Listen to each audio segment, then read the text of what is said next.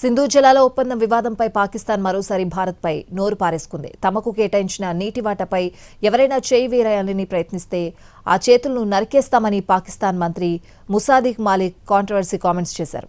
భారత్ సింధు జలాల ఒప్పందాన్ని నిలిపివేసిన నేపథ్యంలో ఇరు దేశాల మధ్య ఉద్రిక్తతలు కొనసాగుతున్న వేళ ఆయన ఈ వివాదాస్పద వ్యాఖ్యలు చేశారు.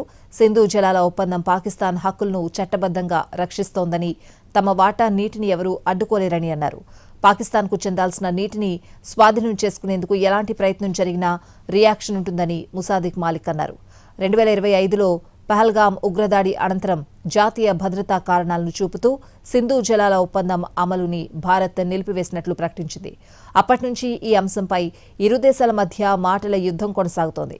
ఇటీవల పాకిస్తాన్ రక్షణ మంత్రి ఖ్వాజా ఆసిఫ్ కూడా సింధు జలాల అంశంపై యుద్ధ హెచ్చరికలు చేయగా భారత్ వాటిని డైవర్షన్ ప్లాన్ అని కొట్టిపారేసింది. సింధు జలాల ఒప్పందం వివాదంపై పాకిస్తాన్ మరోసారి భారత్పై నోరు పారేసుకుంది.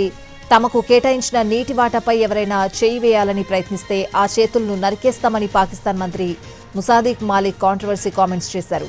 భారత్ సింధు జలాల ఒప్పందాన్ని నిలిపివేసిన నేపథ్యంలో ఇరు దేశాల మధ్య ఉద్రిక్తతలు కొనసాగుతున్న వేళ ఆయన ఈ వివాదాస్పద వ్యాఖ్యలు చేశారు. సింధు జలాల ఒప్పందం పాకిస్తాన్ హక్కులను చట్టబద్దంగా రక్షిస్తోందని, తమ వాటా నీటిని ఎవరూ అడ్డుకోలేరని అన్నారు.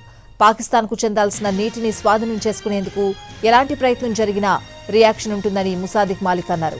2025లో పహల్గామ్ ఉగ్రదాడి అనంతరం జాతీయ భద్రతా కారణాలను చూపుతూ సింధు జలాల ఒప్పందం అమలుని భారత్ నిలిపివేసినట్లు ప్రకటించింది.